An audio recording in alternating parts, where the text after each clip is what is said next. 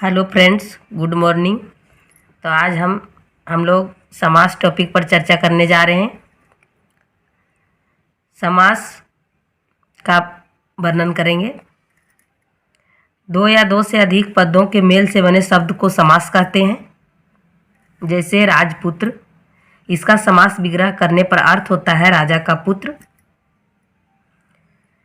तो समास के कितने भेद होते हैं नीचे हम चर्चा किए हैं, कृपया करके समझने की कोशिश कीजिएगा।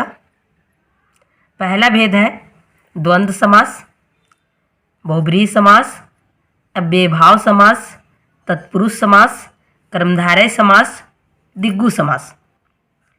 द्वंद्व समास किसको कहते हैं? जहाँ समस्त पद के दोनों खंड समान स्वर के हों तथा जिसमें और या अथवा योजक का लोप हो, वहाँ द्वंद्व समास होता है। योजक का मतलब होता है जैसे रात दिन, ये जो बीच में आपको ये साइन दिया हुआ है ना, इसी को हम लोग योजक कहते हैं। हम आप लोगों को द्वंद्व समास समझने के एक ट्रिक बताते हैं, आप लोग दिमाग में रखिएगा। अगर बीच में इस तरह का साइन दिया हुआ हो तो जानिएगा वो ये द्वंद्व समास है। तो इसके समझने के लिए,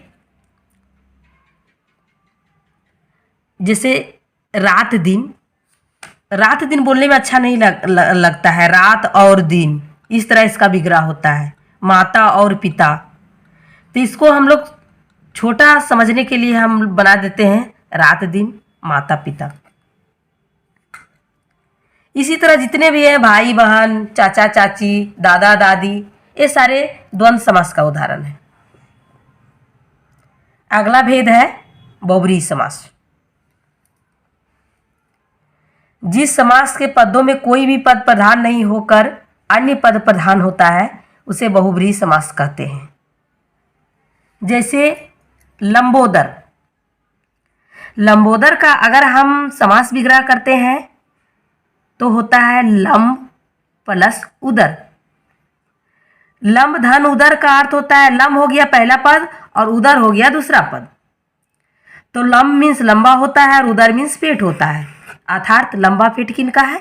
गणेश, गणेश की ओर संकेत करता है। पीताम्बर यानी पीला है वस्त्र जिसके, विष्णु की ओर संकेत किया।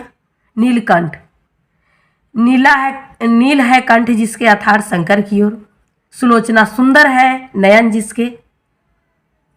इसी तरह से मतलब हम लोग इसको समझते हैं।